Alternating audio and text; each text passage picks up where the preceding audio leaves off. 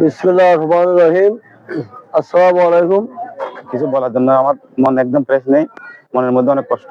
এই যে এটা কোনো রকম না, একটা জিয়াফত আমার ভাইয়ের, আমার মই খালাম্মা, আমার খালতা ভাই, তিনজনের জিয়াফত অনুষ্ঠান আমরা অনেক কষ্টের কারণে, আপনারা জানেন, সালালা জিয়ারত করার জন্য কোনো খেলাধুলো, কোনো পার্কের মধ্যে কোনো কিছু করতে যায় না।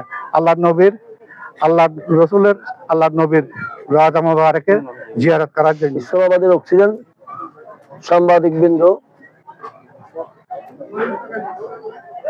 আজকের মরহুম দিদারুল আলম ওমান প্রবাসে গাড়ি দুর্ঘটনায় মৃত্যুবরণ করেছেন। সম্পর্কে আমার বাগিনা হয়, কিন্তু আজকের এই জিয়াফতে আমরা সবাই তার জন্য অকাল মৃত্যু করেছে। অকাল মৃত্যুর কারণে আসলে আমরা সবাই শোকাহত। এটা জিয়াফতের মতো একটা মজার অনুষ্ঠান, যে একটা হাসি খুশি লাগার কথা ছিল, ওইটা লাগতেছে না।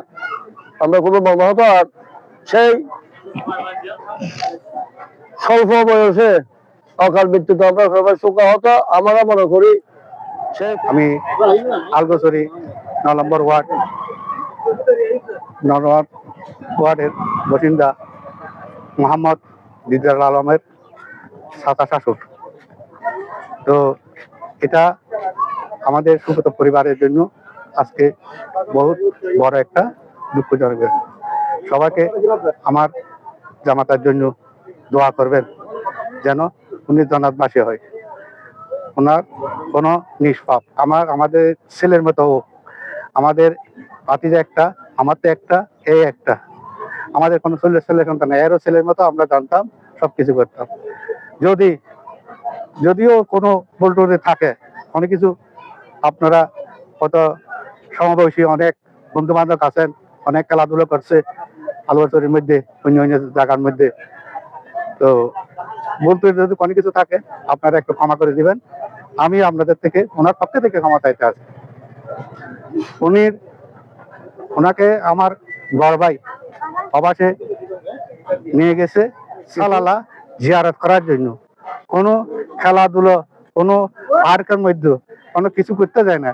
আল্লাহ নবীর, আল্লাহ রসুলের, আল্লাহ নবীর রাজা মোবারকের জিয়ারত করার জন্য জিয়ারত করছে। ওখানে জুমার নামাজ পড়ে খাওয়া দাওয়া করে ওখান থেকে রওনা হওয়ার সময় আমাদের পরিবারের জন্য এই দুর্ঘটনা ঘটে গেছে। সবার কাছে আমরা ওনার জন্য দোয়া চাইতে আছি। যদিও কোনো আর কি বলবো, ওনার জন্য সবাই দোয়া করবেন। ওনার একটা ছেলে আছে, ওনার ছেলের জন্য সবাই একটু দোয়া করবেন। আমার নাতির জন্য সবাই দোয়া করবেন। এই বলে আমি সবার থেকে বিদায় নিতেন। আসসালামু আলাইকুম রহমতুল্লাহি ওয়া বারাকাতুহু। প্রিয় এলাকাবাসী, আত্মীয় স্বজন, বন্ধু বান্ধব, আমার ভাইয়ের বন্ধু বান্ধব, সবাই গোছে কমিটির সদস্য, আমাদের বিভিন্ন শাখা প্রশাখা, সবাইকে আমার আন্তরিক মোবারক জানাই।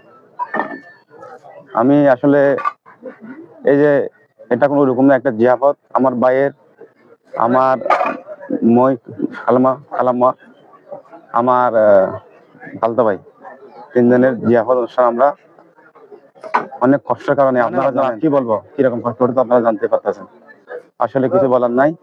তো আপনারা আমাদেরকে যতটুকু হেল্প করছেন, যতটুকু আমাদেরকে এত কষ্টের মধ্যে আনন্দিত করে আপনারা যেভাবে আমাদেরকে হেল্প করছেন, আপনাদেরকে আমি কৃতজ্ঞতা জানাচ্ছি। আমরা মনে করি সে খুব ভালো ছেলে ছিল।